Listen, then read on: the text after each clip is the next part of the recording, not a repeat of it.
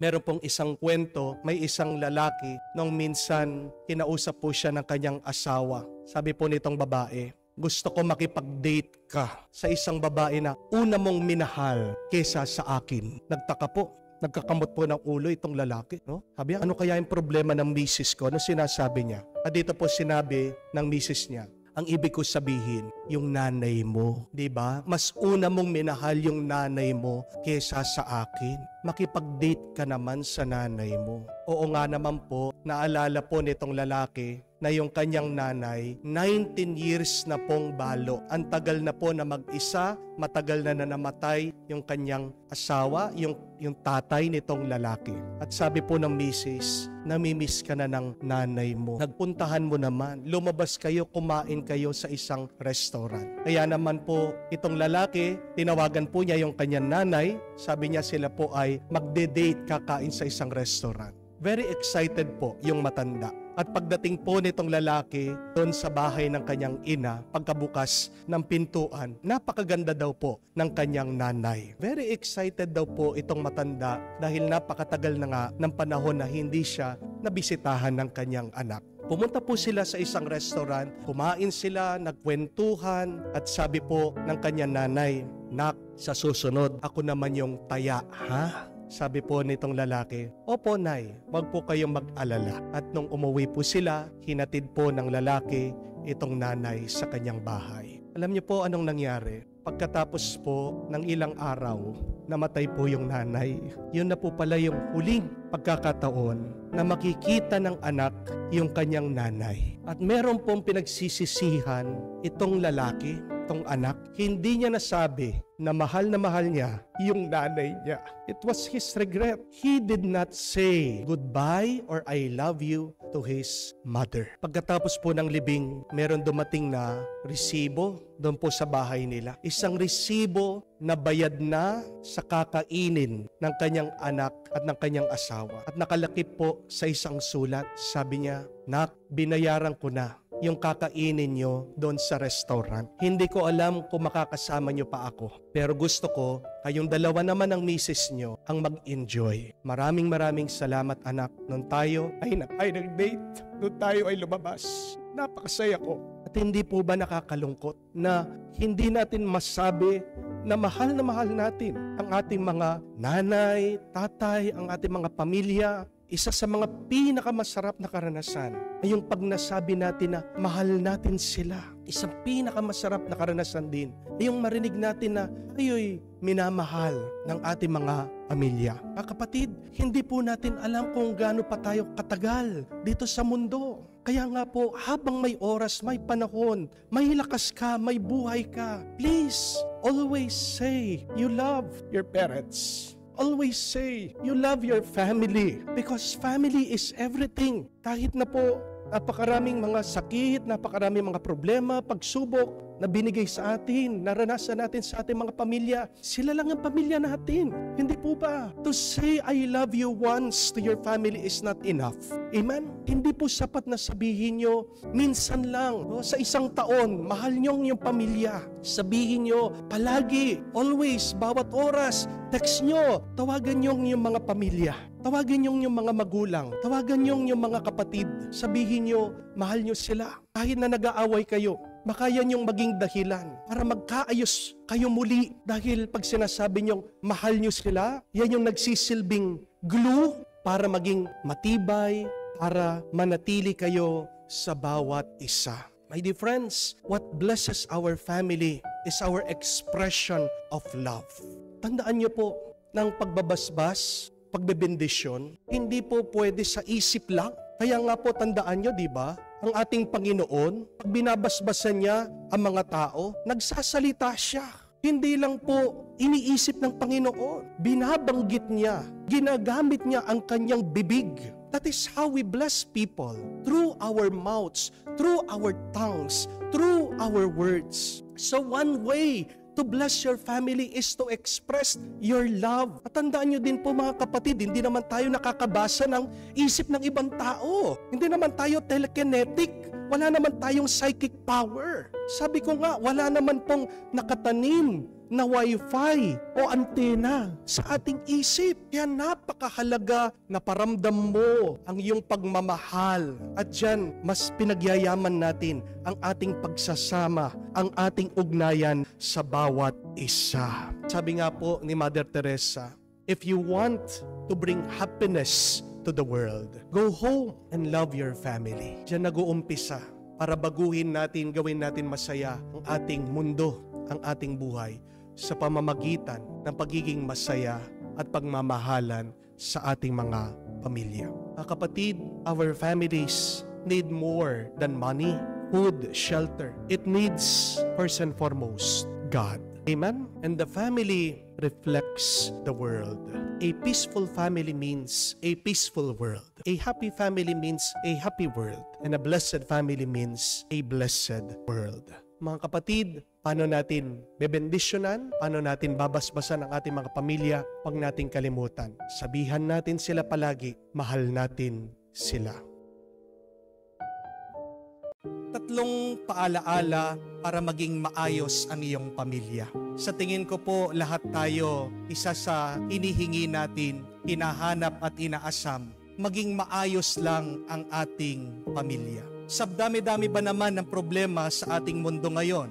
Merong gera, kalat pa rin ang sakit, patuloy pa rin ang kahirapan dahil tumataas ang presyo bilihin ng lahat ng bagay. Kahit na sa gitna ng napakaraming mga suliranin, ang importante lang hindi po ba para sa atin ay yung maging maayos, mabuti at masaya ang ating pamilya. Amen? Kaya nga po ang tanong, anong gagawin natin para maging maayos, masaya at mabuti ang ating pamilya gitna ng napakaraming problema? Tatlong bagay lang po. Number 1, huwag kang maging pabigat. Magiging maayos, magiging masaya, magiging mabuti ang pamilya pag nagtutulungan sila. Pag meron isa sa pamilya nagiging pabigat, babagsak yan. Hindi po ba? Sabi po nila, ang patay mabigat kasi dead weight, di po ba? Pag merong nalunod sa dagat, pagbubuhatin mo, ilalangoy mo ang bigat. Pero meron pa pong mas mabigat kaysa sa patay. Alam niyo po kung ano? Yung nagpapabigat. Mahirap buhatin ang taong nagpapabigat. At ang isang pamilya, kahit na anong gawin niya, hindi aangat yan, hindi magtatagumpay kung meron isa doon sa pamilya ang nagpapabigat. Amen? Napakaganda ng paalaala ni San Pablo sa atin sa second reading. Sabi niya, be imitators of us. Nung kami ay tumira sa inyo diyan sa Thessalonica, wala kaming kinain na hindi namin pinaghirapan. Kaming lahat nagtrabaho. Nakakalungkot, nakakarinig kami sa inyo na hindi nagtatrabaho, nagtatamad. Ibig niyang sabihin, nagiging pabigat sa iba. At napakaganda ng sinabi ni St. Paul. Sabi po niya, I remind you of our teaching. Those who do not work should not eat. Huwag niyong pakainin yung mga hindi nagtatrabaho. Anong ibig sabihin ni San Pablo? God hates a lazy person. Amen? God will never bless a lazy person. Kahit na punong-puno ka ng talento, kagandahan, kagwapuhan, kung tamad ka naman, wala kang matatanggap na grasya. Amen? Ang pinaka-importante ay yung nagpapagod ka. Effort. Put your back into it. Ano pong pagkakaiba ng mga inchik sa ating mga Pilipino? Ito po, ang mga inchik silang lahat sa pamilya nagtatrabaho. Bata pa lang mga yan, makikita niyo po, talagang sinusubsob sa trabaho. Pero mga Pilipino, basta't merong isang nagtatrabaho, okay na yon sa kanila. Umaasa sila lahat dun sa isa. Ang mga inchik, pag meron silang pera, anong gagawin nila? Pag business nila, pag ninegosyo nila. Hindi po ba? Bigyan mo ng pera, mga Pilipino, ang gagawin po nila, gagastusin. Anong sasabihin? Para may souvenir ako dito sa akin pera. Pupunta agad sa mall, sa palengke, mamimili. Pupunta sa grocery, mamimili. No wonder, bakit po nagiging mahirap tayo? Mas wise po, mas magaling ang mga inchik. Ang nakakalungkot pa sa ating mga Pilipino, mahilig tayong umasa sa ating mga kamag-anak na mayayaman. Di po ba? Porket mayaman, porket nasa abroad, lahat pinapaasa ng pangangailangan. Pero mali po yun. Bakit? Kasi pag naubusan yung mayaman, paano na yung mga umaasa sa kanya? Wala na, di po ba? Maghihirap silang lahat. Di kamuka sa mga incheck, kung merong naluging isa, at least merong mga iba, may ipon, nagtutulungan sila. Parang namatay na po yung tinatawag nating bayanihan sa atin, hindi po ba?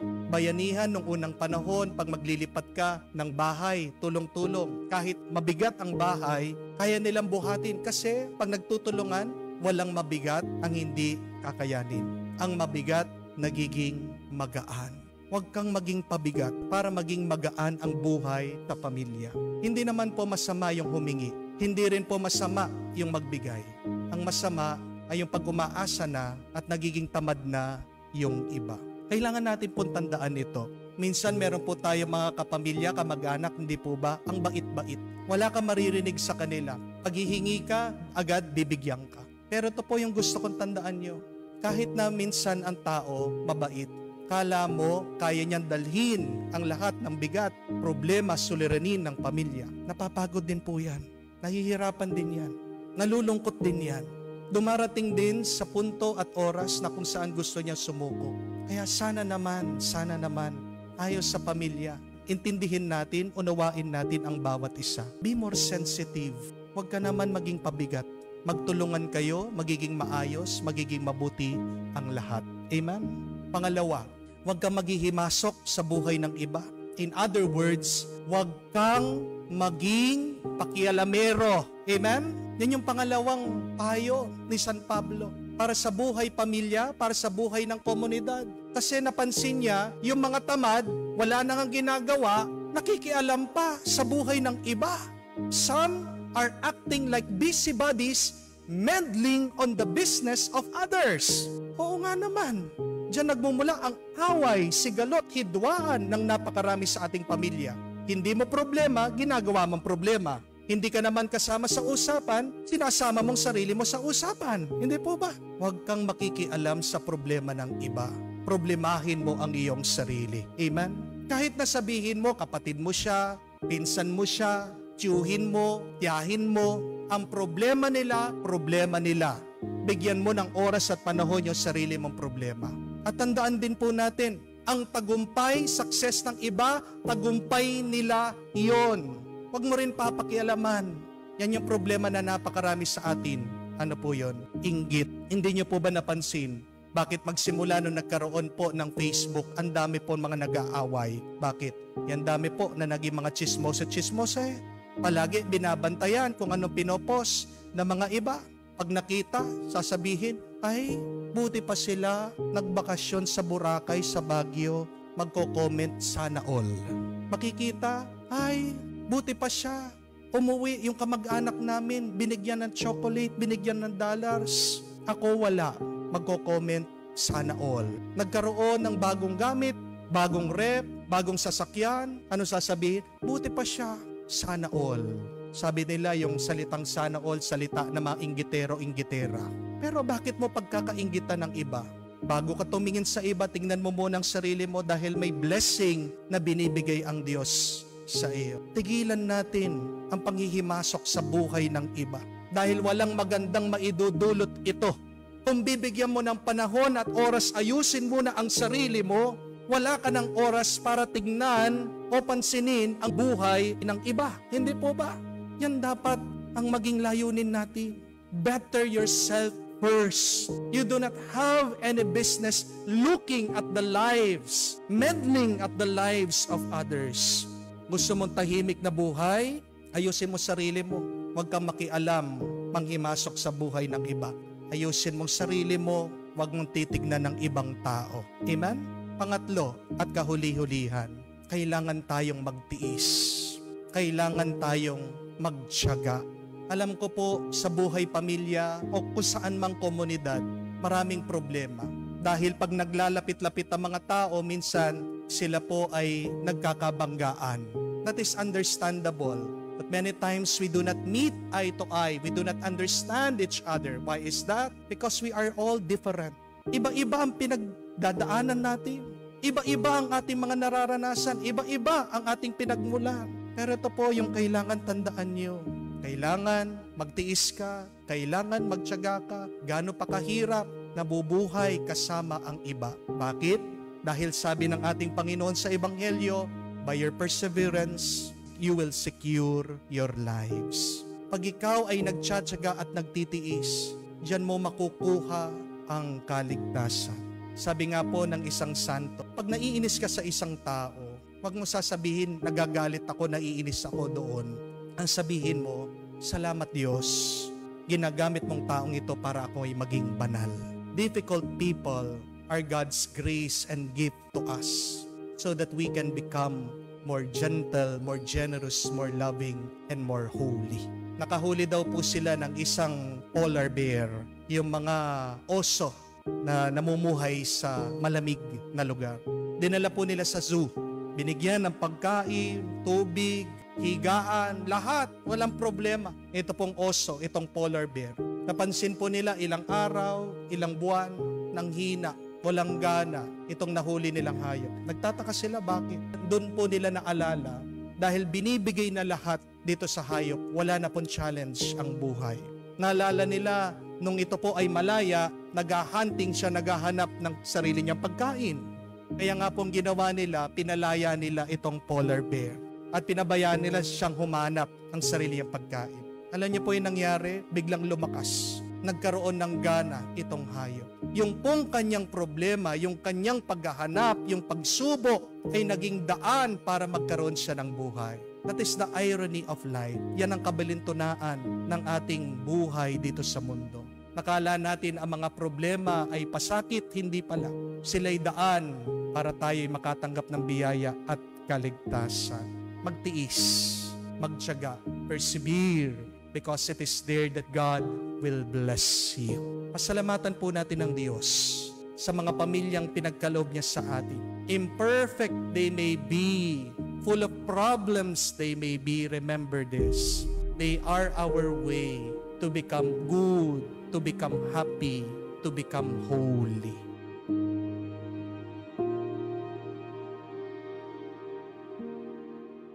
Ano kaya ang problema pag ang isang halaman o bulaklak hindi namumukadkad o namumunga? Sinong may kasalanan kung ang isang halaman o bulaklak ay hindi tumutubo ng mabuti? Kasalanan ba mismo ng halaman ang bulaklak? May problema ba ang halaman, ang bulaklak? Kasalanan ba ng lupa? Kasalanan ba na nag-aalaga, nagkakalinga sa halaman? Ano ang problema? Sinong may kasalanan? We must remember this, that when there is no growth, the problem is the environment. Amen? If you want the plant to grow, to bear fruit, you must change the environment. Baguhin mo ang kapaligiran kung saan nakatanim ang halaman, ang bulaklak. Tutubo yan, mamumukadkad yan, mamumunga yan. Madalas tinatanong din natin sa pamilya, sinong may kasalanan ng ating mga problema? Hindi po ba? Bakit pasaway ang mga bata? Bakit hindi na gumagalang sa mga magulang, hindi na nakikinig? Bakit napakatigas ng ulo ng asawa? Bakit palagi pa rin ang bisyo? Bakit walang tigil sa pagsasalita, sa pagbubunganga ang misis? Bakit palaging nag-aaway, hindi magkaintindihan, merong hidwaan? Ano kaya ang problema? Problema ng bawat isa, kasalanan ng bawat isa. Kamukha din sa halaman, sa bulaklak. Tingnan natin, ano ba ang nakapaligid sa kanila? What is their environment? If you want also to change the dynamics of the family, if you want your family to grow, to be good, to be holy, then correct the environment. Kung masama ang kapaligiran ng pamilya, talagang magiging masama ang bawat isa. Hindi mo masisisi kung bakit ganyan ng iyong asawa dahil sa kanya mga kabarkada. Di po ba?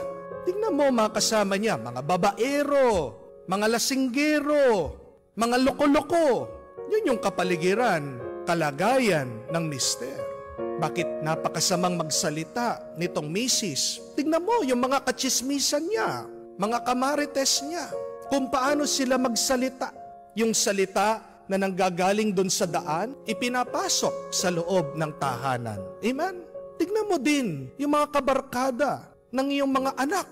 Kung yung mga yan, pasaway, nagbibisyo din, matitigas ang ulo, kung ano yung ugali nila, yun yung kapaligiran, dadalhin at dadalhin sa loob ng pamilya at tahanan. If you want to change your family, change their environment.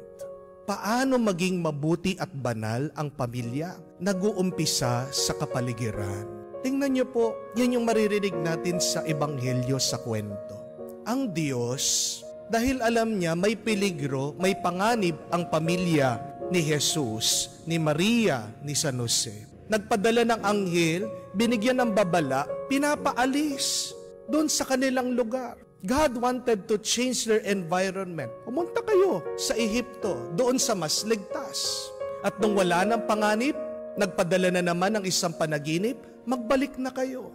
Ano ang sinasabi dito tungkol sa atin, tungkol sa ating pamilya? Na kung gusto natin maging mabuti at banal ang ating pamilya, makinig tayo sa Diyos.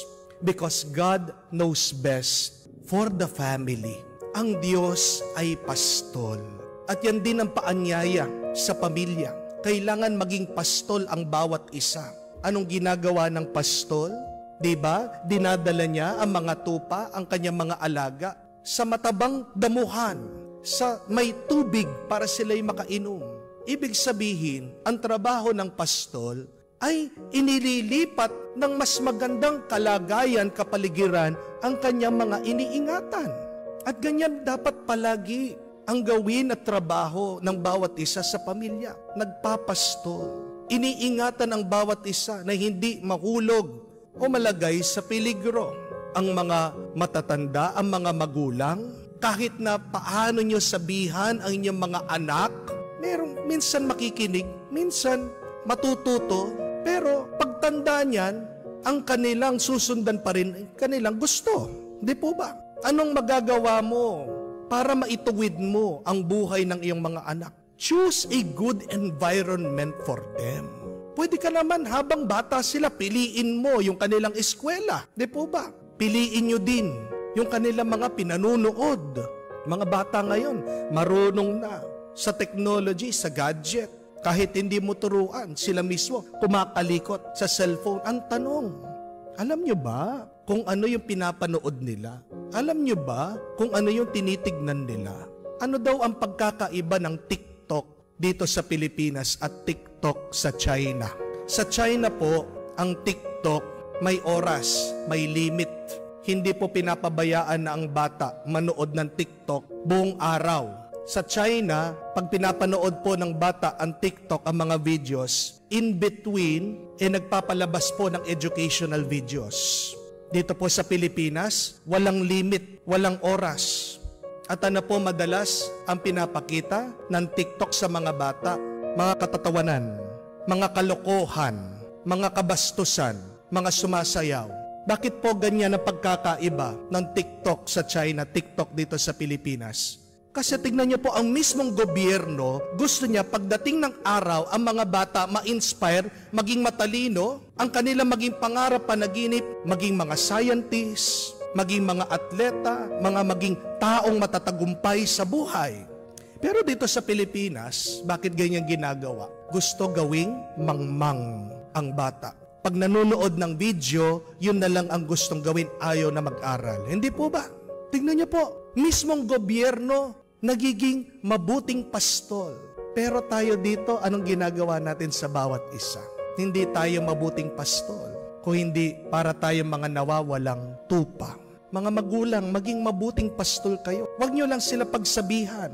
Huwag nyo lang sila disiplinahin. Piliin nyo ang kapaligiran kung saan dapat sila lumaki. At kala nyo po ba, kayo lang matatanda ang pwedeng maggabay sa mga bata? Minsan, pati ang mga bata, kaya din gabayan, kaya din tulungan ang mga matatanda. Meron po mga bata dito, hindi man po alam na mga parents nila, na mga magulang nila, nagseserve sila sa simbahan. Sila po mismo, gusto nilang mag-serve sa simbahan. Nasaan yung kanilang mga magulang? Napakadalang po magsimba, napakadalang pumasok magdasal sa loob ng simbahan. Pero pag nakita nila yung kanilang mga anak, yung mga bata, napakasipag, nagseserve, naglilingkod sa simbahan, makikita niyo po pati yung magulang napapasimba na rin. Hindi po ba pagiging pastol din ng mga bata yon sa mga matatanda? Hindi lang ang mga matatanda ang pwedeng magpastol, gumabay sa mga bata. Pati din ang mga bata, kaya din nilang pastulan, kaya din nilang gabayan ang kanilang mga magulang. Paano magiging mabuti at banal ang pamilya? Sa pamamagitan ng paggagabay ng bawat isa palapit sa Diyos. Wala nang ibang pinakamagandang kapaligiran, kalagayan, kung hindi ang nasa presensya ng Diyos. Hindi po ba? Dahil nasa Diyos, alam natin ang kapayapaan. Pero yun yung nakakatawa, hindi po ba? Nakakapagtaka. Pag may problema ang pamilya, kung saan-saan ito pumupunta, huli na lang naiisip na bumalik sa simbahan. Huli na lang naiisip na lapitan, balikan ang Diyos. Ang Diyos, pinapastulan tayo. Ang Diyos, inilalayo tayo sa peligro. Sana matuto tayong makinig. At sana naman ang bawat isa sa atin ay magtulungan na palitan ang ating masamang kalagayan, ang masamang kapaligiran, at manatili sa presensya at grasya ng Diyos na makakapagpabuti sa atin, na makakapagpabanal.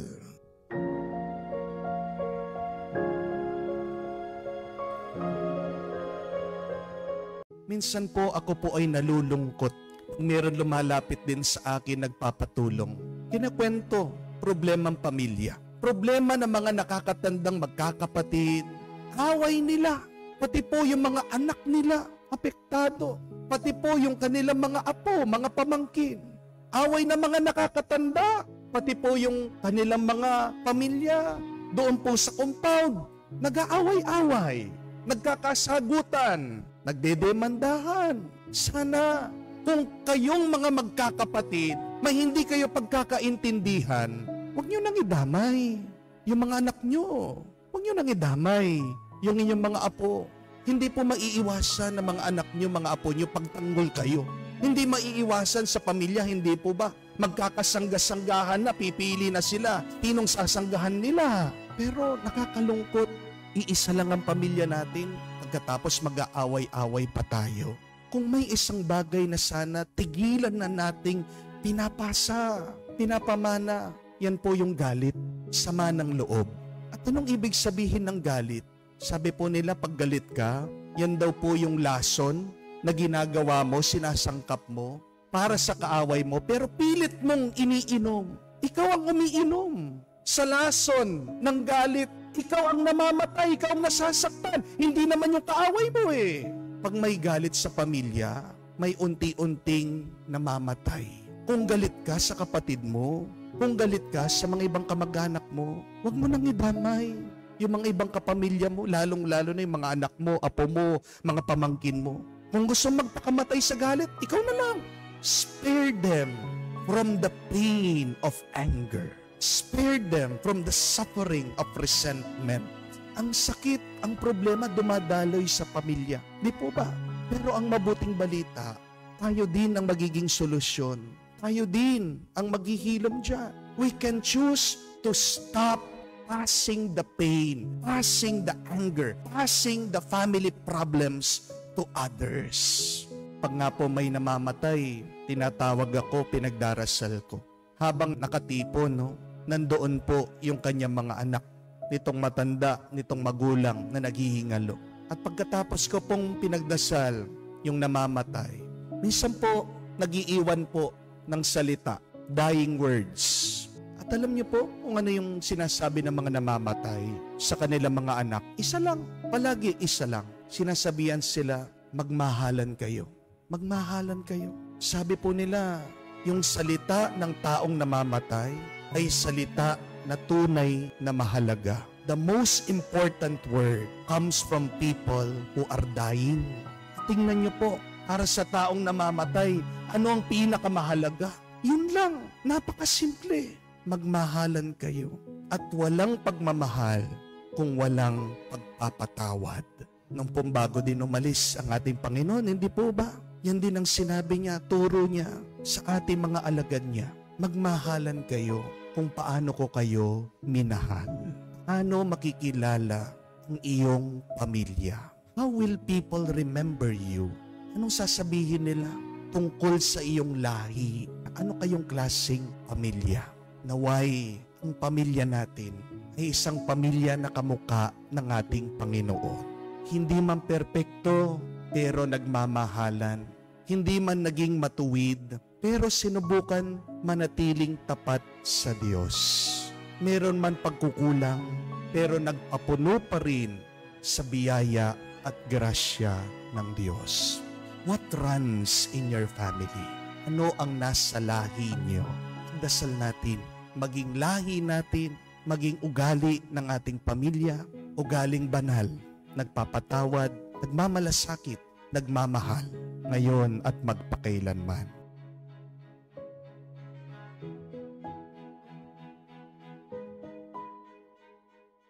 How can your family be blessed? Paano pagpapalain ng Diyos ang iyong mga minamahal? Si San Francisco ng Sales, may dalawa po siyang napakagandang payo. Una, kung gusto mong maging mapalad ang pamilya mo, sabi niya, kailangan mong paglingkuran sila. You have to serve your family. Even if it is very difficult, tulungan mo sila, ingatan mo sila, mahalin mo sila. Kahit na mahirap silang mahalin, kahit na nabibigatan ka, kahit na naghihirap ka, paglingkuran mo sila. Sabi po ni San Francisco ng Sales, blessed are those who love their brothers and sisters and family, even if they are sick and useless, and be of service to them. Tandaan niyo po yun. Mapalad tayo pag inaalagaan natin ang mga may sakit nating pamilya. Amen? Lalong-lalo na kung yung iyong kapamilya, yung iyong anak, special yan. Ano yung sinasabi ng ibang magulang? Father, yan yung swerte ko. Totoo po, swerte niyo po yung batang yan. Kahit na hindi siya kamuka ng ibang mga bata, kahit na hindi siya normal. Dahil may bunga ang iyong pagsasakripisyo. Amen? Mapalad ka pag inaalagaan mo ang mga magulang mo na matatanda. Kahit na makukulit ang mga yan, kahit na matitigas ang ulo, alagaan mo silang mabuti, mahalin mo sila, pagpasensyahan mo sila, at magiging mapalad ka. Kahit na yan may cancer, nagdadialysis, magtiyaga ka. Kahit na pinagbubwisitan ka na, kahit na pinagbubugnutan ka na, kahit na pinagsasabihan ka na ng masasakit, manatili kang tapat na nag-aalaga sa kanila. Ano ang sabi ni Jesus? Sabi ng ating Panginoon, what you do to the least of your brothers, of your brethren, you do it unto me. Kung ano ang ginagawa mo doon sa mga nahihirapan, ginagawa mo din yon sa akin. Kaya pag sila ay nangangailangan ng tulong, huwag mong tatakbuhan. Pag tinanggihan mo ang paghingi ng tulong ng iyong pamilya, babawiin ng Diyos ang pagpapala at bendisyon na binibigay niya sa iyo. Amen? Kung gusto mong palagi kang pagpalain ng Diyos, yan yung unang-una. Tulungan mo, pagsilbihan mo, paglingkuran mong pamilya mo doon sa kanilang pangangailangan. Pero pangalawa, sabi po ni San Francisco ng Sales, magiging mapalad ang iyong pamilya kung hindi mo sila pagsasalitaan ng masama. Don't speak ill against your family. Sabi ni San Francisco, blessed is he who loves his brothers, sisters, his family, and say nothing behind their back. Mapalad ang mga walang sinasabing paninira sa kanilang mga pamilya. Napakaganda po ng isang kasabihan din, sabi, it is better to have an enemy who slaps you in the face than a friend who stabs you in the back. Anong pipiliin mo? Yung kaaway mo na sinasabihan ka ng masasakit sa harapan mo? O isang kaibigan na plastic na pag hindi ka na nakaharap kung ano-ano yung mga sinasabi niyang masasakit at paninira tungkol sa iyo? Alam natin, mas maganda na marinig natin kung ano yung mga pagkukulang natin kesa doon sa pag hindi natin naririnig kung ano-ano yung mga kwentong ginagawa nila tungkol sa atin. Hindi po ba? Kung may problema ka sa pamilya mo, sabihin mo, kausapin mo sila, ayusin niyo. Huwag mong ichichismis yung sakit ng loob mo sa iyong pamilya sa ibang tao. Kung masakit ang loob mo sa kanila, huwag mong itong ikakalat. Kung gusto mong agad maalis ang sakit ng loob mo sa kanila, pag-usapan nyo. Hindi masusolusyonan ang problema kung hindi mo kakausapin yung tao na kung saan meron kang problema. Amen? Kung meron kayong hidwaan at hindi pagkakaintindihan, doon sa loob ng inyong pamamahay, diyan sa kwarto, nyo pag-usapan. Huwag nyo nang idadama yung mga ibang tao. Nakakalungkot, marami sa inyo, dinadala pa sa barangay. Nirireklamo yung kanilang mga asawa. Kaya nga, wala na sanang malalaman ng mga ibang tao, kumakalat yung kwento, sinong napapahiya? Hindi kayo, hindi po ba? Nagiging mapalad ba ang pamilya nun? Hindi po, dahil nasisira ang maganda nilang pangalan. Amen? Hindi aasenso ang pamilya na nagsisiraan. Hindi magiging mapalad ang pamilya kapag plastic ang bawat isa. Amen? Di ba, nakalagay po yan sa 10 utos. Do not bear false witness. Huwag kang magsisinungaling. Kaya sana, sa harap ng iyong pamilya, maging totoo ka. Kung gusto mo maging mapalad kayong lahat, sabihin yung totoo, maging tapat kayo sa bawat isa. Huwag kang magsasalita ng masama sa likod ng iyong pamilya. Pangatlo, at kahuli-ulihan, ito galing sa ating Panginoon. Nagiging mapalad ang pamilya kung binubuhay nila at ginagawa nila ang kagustuhan ng Diyos, ang salita ng Diyos. Amen? Dahil pag ang isang tao, binubuhay niyang kagustuhan ng Diyos, anong sabi ni Jesus? Tinuturing niyang ito bilang kapatid, bilang kapamilya, bilang kamag-anak. At anong ibig sabihin nun? Pag meron kang ugnayan sa Diyos, kay Jesus, hindi ka niya papabayaan dahil close kayo, dahil hindi na kayo iba sa bawat isa. Kaya pag meron kang kailangan, agad-agad, nandyan ang Diyos para tulungan ka. Pero yun ang kailangan. Para agad-agad na sumaklolo ang Diyos sa atin. Kailangan nating buhayin ang salita ng Diyos. Kailangan nating sundin ang kagustuhan ng Diyos Ama. Remember that without Jesus, you will never be blessed. Blessing will be abundant in your life only through the presence of God. Bakit walang kapayapaan sa inyong pamilya? Bakit hindi kayo masaya? Tingnan nyo, suriin nyo. Baka naman hindi nyo ginagawa ang kagustuhan ng Diyos.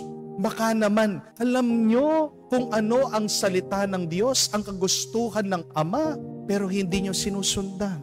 Sundan nyo, buhayin nyo, at ang ating Panginoon ay palaging mapapasa inyo. Makakasama natin palagi ang Diyos. Ituturing tayong pamilya ng Diyos. At pagkasama natin ng Diyos, ano ba ang problema o pagsubok na hindi natin makakayanan?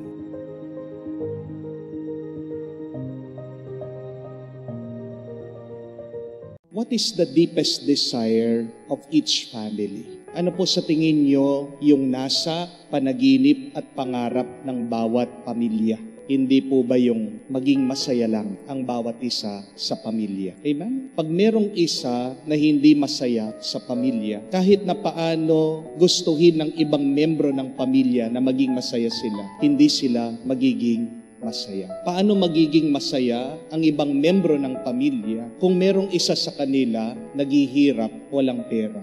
Paano magiging masaya ang pamilya kung merong isa may sakit, may nararamdaman sa kanyang katawan? Paano magiging masaya ang pamilya kung merong isa naliligaw ng landas sa buhay? The happiness of the family depends on the happiness of all members of the family. Dahil ang pamilya, tandaan po natin, parang ding katawan yan. Ang sakit ng kalingkingan, sakit ng buong katawan. At sana matandaan po natin ito. Sana wag natin makalimutan ito. Sana wag po tayo maging insensitive o walang puso sa pinagdadaanan at nararamdaman ng bawat isa sa ating pamilya. Kung gusto mong maging masaya, dapat tignan mo muna, yung pamilya mo masaya ba?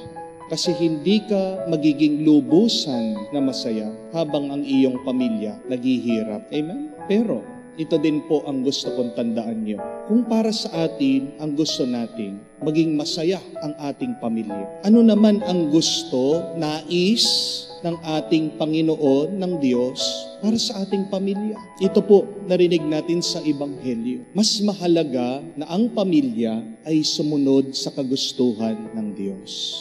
Because how can a family be happy if they are not holy? We can never be happy if we are not holy. If you are holy, you will be happy. True happiness lies in being holy.